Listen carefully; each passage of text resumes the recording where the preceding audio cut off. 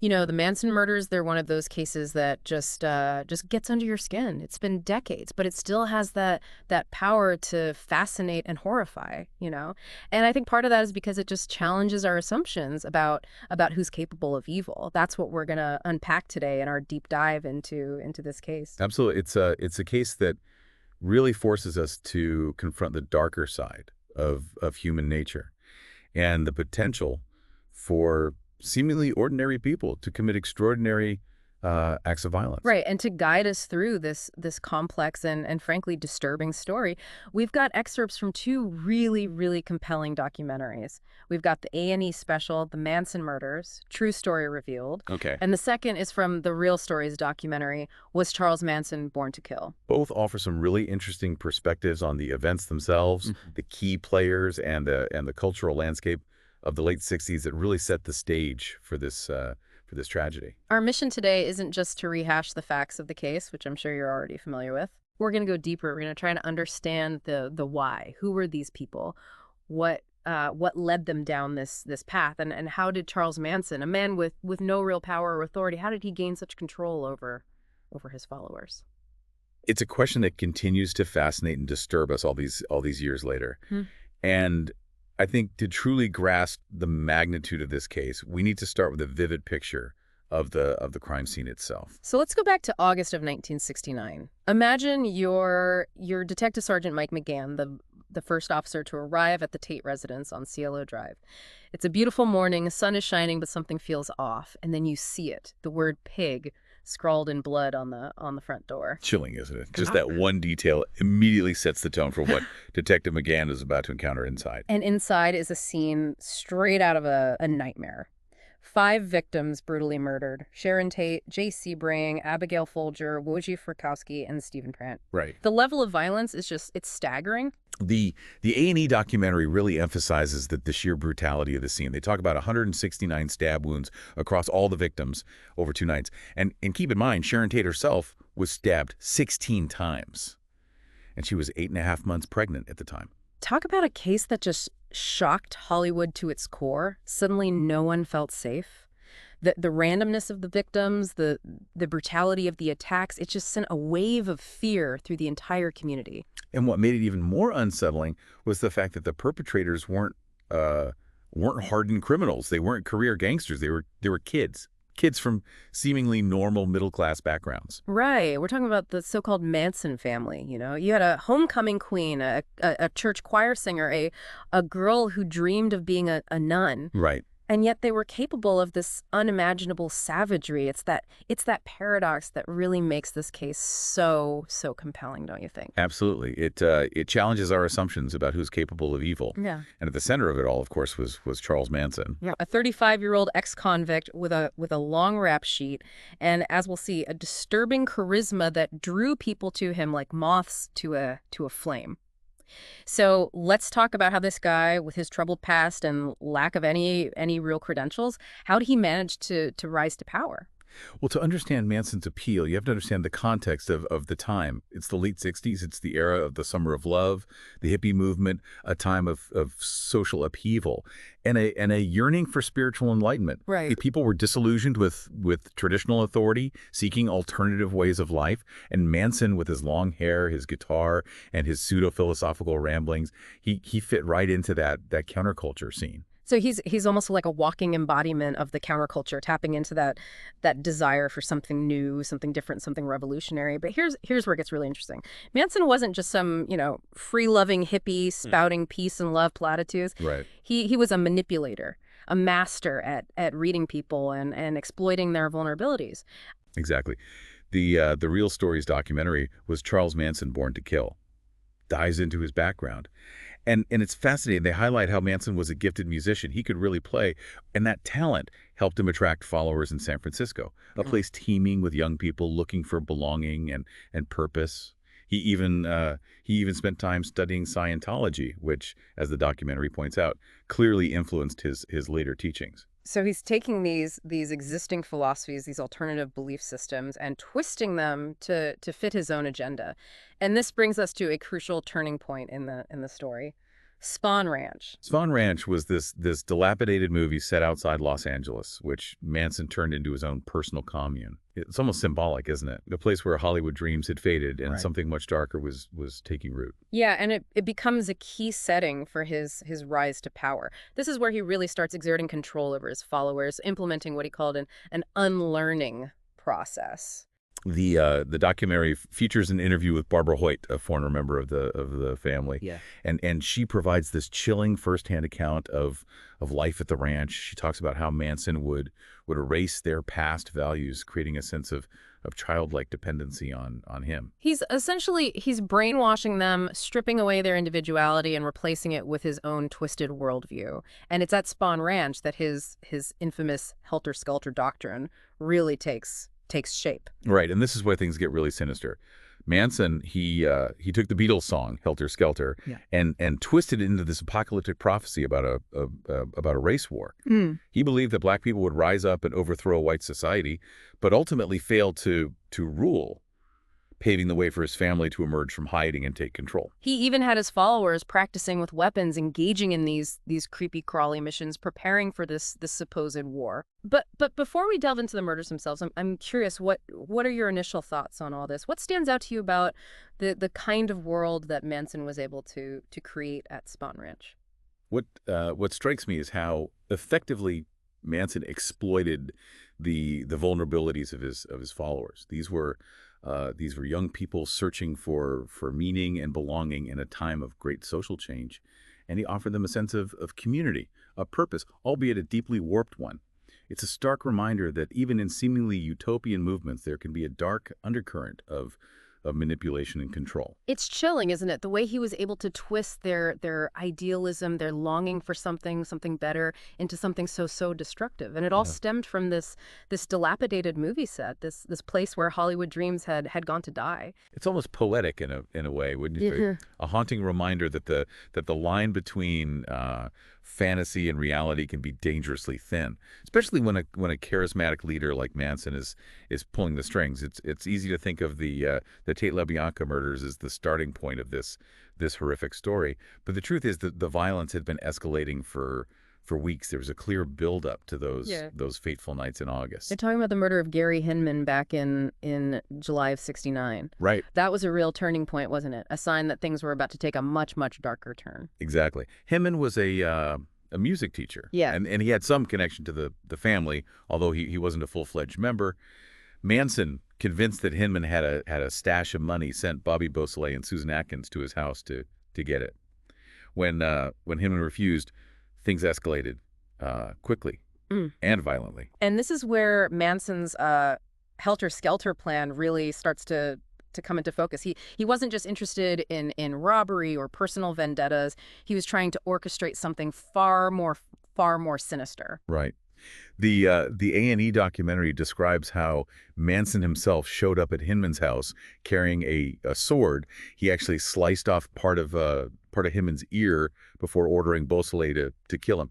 And here's the chilling part. He told Beausoleil to make it look like the Black Panthers were responsible. So he's trying to frame the Black Panthers to incite racial violence to set his Helter Skelter plan in motion. It's like he's playing a real-life game of chess, using these horrific acts of violence as his pawns. And he was incredibly meticulous about it. Beausoleil even left a paw print in Hinman's blood, a symbol of the Black Panthers, and wrote "Political Piggy" on the wall.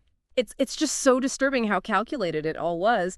And then just a few weeks later comes the night of August 8th, 1969, the night the Manson family descended upon 150 Cielo Drive, the home of Sharon Tate and Roman Polanski. Now, here's a detail that always stuck with me. Manson had actually visited that house before, back when record producer Terry Melcher was living there. Right. He was hoping to get a record deal, but Melcher rejected him. I've read about that. Some believe that rejection, that feeling of being snubbed by the Hollywood elite, fueled Manson's rage and played a role in his decision to target that specific house. It's certainly a possibility. And I think it speaks to Manson's narcissism, his sense of entitlement. He felt like the world owed him something, and when he didn't get what he wanted, he lashed out in the most horrific way imaginable. So that night, Manson sends 4 of his followers, Tex Watson, Susan Atkins, Patricia Krenwinkel, and Linda Kasabian to Cielo Drive with very, very specific instructions. Linda Kasabian, who became a key witness for the prosecution, gives a chilling account of that night in the Real Stories documentary. She describes being in the car, the tension in the air as they approach the house, Tex cutting the phone lines, the lights of the house glowing in the darkness. It's like a scene from a horror movie. And then a young man, Stephen Parent, just happens to drive up to the house. Right. He was just visiting the property's caretaker, completely in the wrong place at the wrong time. And Tex Watson, without hesitation, shoots him 4 times, killing him instantly. Just like that, a life snuffed out. It's a stark reminder of the random and senseless nature of this violence. Inside the house, Sharon Tate is entertaining friends. Jay Sebring, Abigail Folger, and Wojciech Frykowski. It's supposed to be a casual evening, but it quickly descends into absolute terror. The family bursts into the house, brandishing knives and guns, terrorizing the occupants. They tie Sharon Tate, Jay Sebring, and Abigail Folger together with a rope, securing it over a beam in the ceiling. Yeah. And then the stabbing begins. The details are almost too horrific to recount. Wojciech Frykowski, he put up a valiant fight, but he was overpowered. The A&E documentary mentions that he was stabbed 51 times, shot twice, and hit over the head with a gun 13 times. Abigail Folger managed to break free at one point and ran for her life, but she was chased down and stabbed 28 times. Gene Sebring, trying to protect Sharon, was also stabbed and shot. And then there's Sharon Tate, 8.5 months pregnant, begging for her life and the life of her unborn child. Right. But Susan Atkins, according to her own confession, showed no mercy. She told Sharon, "Look, bitch, I have no mercy for you. You're gonna die." It's just heartbreaking, isn't it? To imagine the terror she must have felt in those final moments. They stabbed her 16 times. And before leaving, Atkins dipped a towel in Tate's blood and wrote the word pig on the front door. It's a scene that just chills you to the bone. But as horrific as the Tate murders were, they weren't the end of the bloodshed. The following night, Manson, apparently dissatisfied with what he called the messiness of the previous night's killings, decided to personally lead his followers on another rampage. And this time, the victims were Leno and Rosemary LaBianca, a seemingly random couple living in the Los Feliz neighborhood of Los Angeles. Manson broke into the LaBianca house first, tying up Leno and Rosemary. Then he brought Tex Watson, Patricia Krenwinkel, and Leslie Van Houten inside, and instructed them to kill the couple. And it was another bloodbath. Rosemary LaBianca was stabbed 41 times. Leno LaBianca was stabbed 26 times, and the word war was carved into his stomach. They left a knife and a fork protruding from his body and wrote Helter Skelter on the refrigerator door in blood. They also wrote Death to Pigs and Rise on the living room wall. It was a scene clearly designed to shock and terrify. Mm-hmm. And what's so disturbing is that after the LaBianca murders, the killers ate food from the LaBianca's refrigerator, and casually hitchhiked back to Span Ranch. It's that level of detachment, that lack of remorse that really underscores the depth of Manson's control over these young people. Absolutely. They were completely under his spell, yes. Operating in a world where his twisted ideology was the only reality that mattered. And what's even more terrifying is that Manson intended for the murders to continue. He wanted to create a wave of terror, to escalate the violence, to push society towards his vision of Helter Skelter. Linda Kasabian actually played a role in preventing one of those planned murders. Manson had instructed her to kill an actor she had met on the beach, but she deliberately knocked on the wrong door, thwarting his plan. That's incredible. It's like a tiny flicker of humanity amidst all this darkness. It's a powerful reminder that even within that cult-like atmosphere, some individuals were still able to resist Manson's influence. But for the most part, his followers remained loyal even after their arrest. They mirrored his actions in court, carving X's into their foreheads, chanting slogans, demonstrating their unwavering devotion. Right. The trial was a media sensation, Yeah. and the prosecution, led by Vincent Bugliosi, had a tough task ahead of them. They had to prove that Manson, who hadn't physically committed the murders, was the mastermind behind them, and that's where the question of Manson's influence, his power over his followers, became central to the case. It's fascinating, isn't it, how these two documentaries, while focusing on different aspects of the case, both converge on this idea of Manson as a master manipulator. One focuses on the meticulous planning and execution of the crimes, while the other delves into the psychology of the perpetrators, exploring how Manson was able to exploit their vulnerabilities and mold them into instruments of his will. Exactly, and it's this interplay between the factual details of the case and the psychological complexities of the people involved that makes this story so enduringly fascinating. It's not just a true crime thriller. It's a study in human nature, a chilling exploration of the dark side of charisma and the power of belief. But before we dive into the trial and its aftermath, I'm curious what's resonating with you most strongly as we unpack these events. What's sticking with you? I think for me, it's the juxtaposition of the ordinariness of Manson's followers with the extraordinary brutality of their Right. crimes. These weren't hardened criminals. They were young people who, for whatever reason, were vulnerable to his manipulation. It makes you wonder: are we all susceptible to this kind of influence under the right circumstances? That's a question that's haunted me ever since I first learned about this case. What makes some individuals more susceptible to this kind of manipulation than others? Is it a matter of personality, of circumstance, of being in the wrong place at the wrong time? It's a question that continues to fascinate and trouble me. It's hard to imagine a more captivating and unsettling trial than the one that unfolded in 1970. The Manson family murders had grouped the nation, Hmm. and the courtroom became a stage for a bizarre and disturbing spectacle. Yeah, it was a trial unlike any other, a collision of Hollywood glamour and the grim reality of these heinous crimes. The prosecution, led by Vince Bugliosi, they faced this daunting task of proving that Manson, who hadn't physically committed the murders, was nonetheless the mastermind behind them. That's where it gets really interesting, right? How do you prove someone's guilty when they weren't even present at the scene of the crime? Well, the prosecution's strategy really hinged on Manson's control over his followers. That cult-like devotion that we've been talking about. They argued that Manson's motive was Helter Skelter, his warped vision of a race war that he believed he could ignite through these murders. Yeah. His followers, they argued, were mere instruments of his will, brainwashed and manipulated into carrying out his deadly plan. And let's be honest, the behavior of Manson and his family during the trial didn't exactly help their case. Oh, absolutely not. It was a constant circus.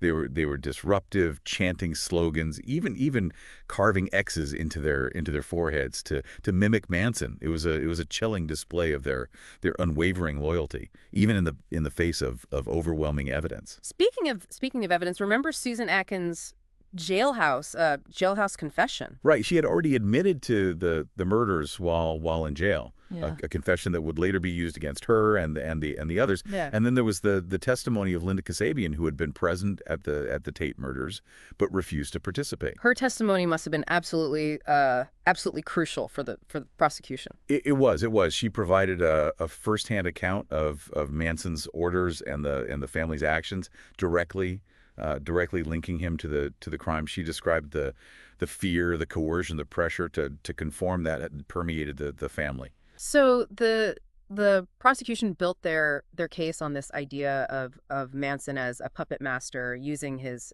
followers to carry out his twisted vision. But what about the defense? What was their strategy? The defense tried to paint a very, very different picture of Manson.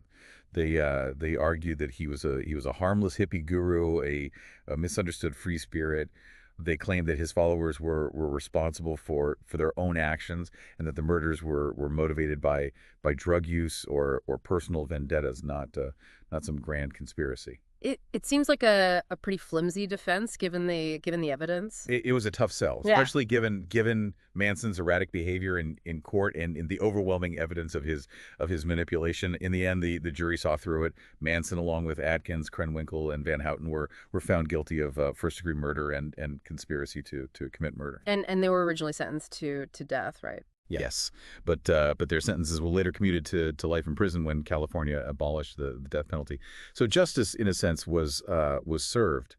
But the Manson murders left a scar on American culture that's still felt today. It shattered that naive optimism of the late '60s, exposing a dark undercurrent of violence and manipulation that lurked beneath the surface of the counterculture movement. It's almost like the Manson family became a symbol of the dark side of the 60s, a cautionary tale about the dangers of blind faith and the allure of charismatic leaders. Absolutely. Yeah. It forced people to confront that uncomfortable reality that evil could wear many faces, Yeah. that it could hide in plain sight, even within a movement that preached peace and love. And I think the legacy of this case continues to resonate today. It reminds us to be critical thinkers, to question authority, to recognize the signs of manipulation and cult-like behavior. It's a timeless warning, really, a reminder that the potential for darkness exists within us all, and that we must be vigilant against the forces that seek to awaken it. We've covered a lot of ground today, exploring the events, the people, the motivations, the trial, and the enduring impact of this chilling case. But as we wrap up our deep dive into the Manson murders, one question lingers: was Charles Manson, was he born to kill, or was he made? It's a question that's been debated for decades. The documentaries we've examined offer different perspectives, Yeah. highlighting both his troubled childhood and the unique social and cultural context of the time. It's almost as if the nature versus nurture debate played out in the most horrific way imaginable. What are your thoughts? Do you lean one way or the other? I don't think there's an easy answer. It's likely a complex interplay of factors, a perfect storm of individual psychology and a society on the brink of change. Ultimately, it's up to each of us to weigh the evidence and draw our own conclusions. I think that's a good place to leave it. This deep dive into the Manson murders has been a journey into the darkest corners of human nature, a story that continues to fascinate, to horrify, and to challenge our understanding of the world. It's a story that reminds us that the line between good and evil is often blurry, and that the capacity for both resides within us all. Thank you for joining us on this unsettling but ultimately important exploration.